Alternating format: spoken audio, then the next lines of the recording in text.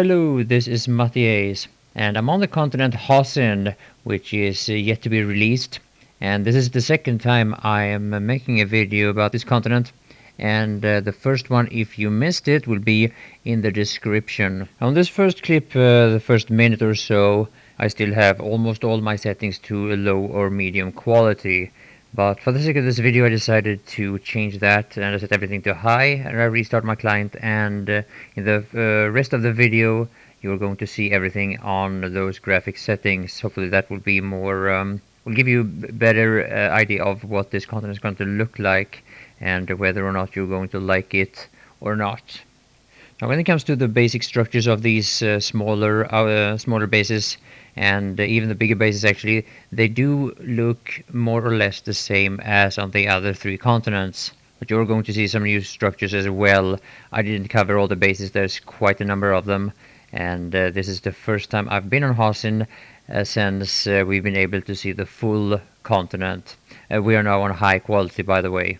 Now, if you compare Hossin with the other three continents, and if you compare each one of them to one another, I think Hossin is the one continent that stands out the most and that is the most different compared to the other three continents. Now, the first video that I had, there was a very specific, unique base in the middle of the map called the Hurricane Interlink, but I couldn't find it this time. I think they removed it for whatever reason. So now there wasn't much information in the patch notes of this release, and that kind of makes sense since this is still not a finished base. It is up for testing, and as I'm sure you can tell, I have named this video after these patch notes.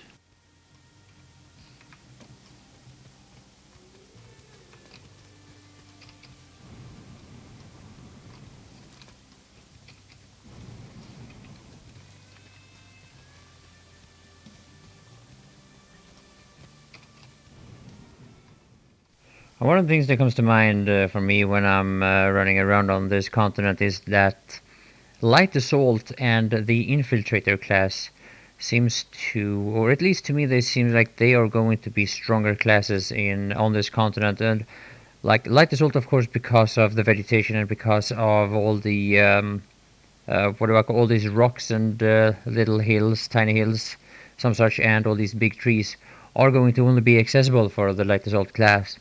But aside from that, being cloaked and being kind of stealthy is probably going to be easier on this continent than on the other three. Of course, I'm just speculating, but it seems to me that way just by running around here for a little while. And I kind of got the impression the first time I was here as well. Now, if you want to check this continent out on your own, you need to download the test server. The test server client is basically as big as the original, and well, if you have the hard drive and the download time to spare, then it's well worth it. It's kind of interesting to see all the news and stay updated.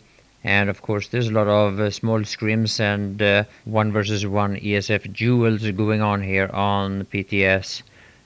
So yeah, if that's something you're interested in, you definitely should get it. If I can find it quickly, I will put the link to the test server to where you can download the test server client in the description as well. So now, if there was anything interesting and new here at Akan Biolab, then I missed it.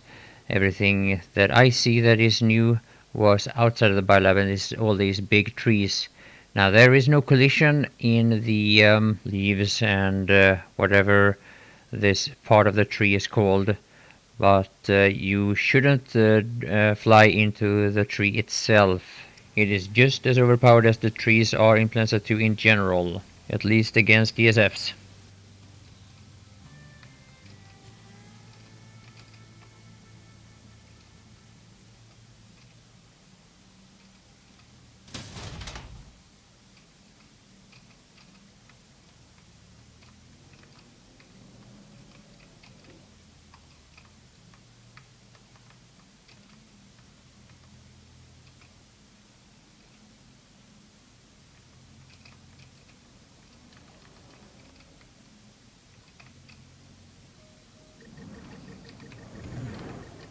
Really? Are you kidding me?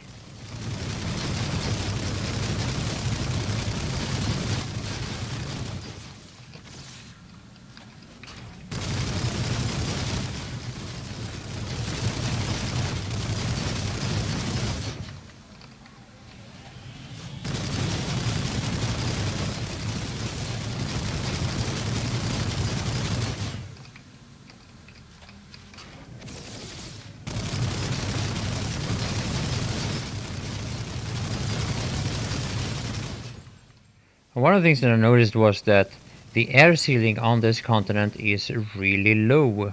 I got stuck there at least once, and I think I was below 500 meters when it happened. Yeah, I think I mentioned it earlier that Hossin doesn't seem to be all that air friendly. That's a good thing for some players, and it's a less good thing for others, I guess. One thing is for sure though, yes, we must have put in a lot of work into this new map, so to speak.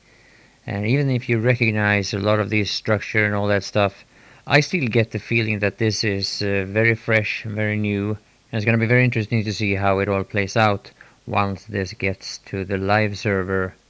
Unfortunately, I couldn't get the overlay of MSI Afterburner to work, so I'm not sure about my performance here, but I guess it's not all that interesting until you have a 48 plus fight going on, and because that's when it really starts to matter. The way it feels when I'm flying around here on this, when it's empty, is that I'm probably reaching the cap which I've set to 90 frames per second. Of course, it would be a dreams come true if you could actually play the game with the same frames, but unfortunately I don't see that happening.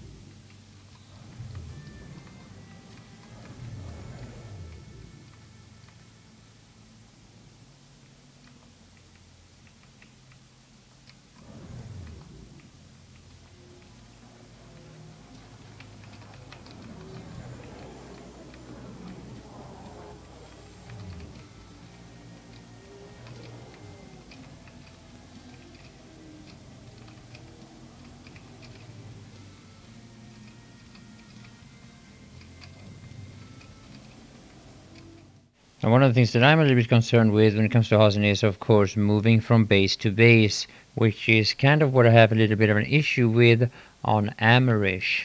Is that once you're done fighting over one base and want to move to the next one, you're quite limited in what ways to get there.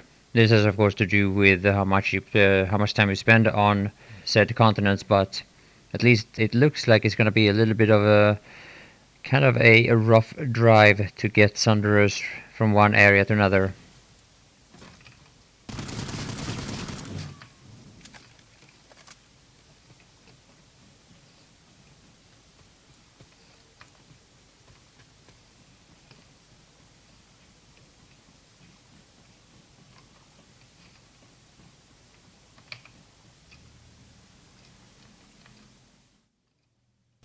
As you can tell, I'm only covering a portion of this map. If there is anything else you would really like to see, anything you've heard about, anything you're curious about, let me know, and perhaps if you're lucky, if I have the time, I will come out with yet even another one of these videos of Hossin. Anyway, that's all for the commenting on this video. There's a few more minutes left. I hope you will enjoy it, and thank you so much for watching. Bye for now.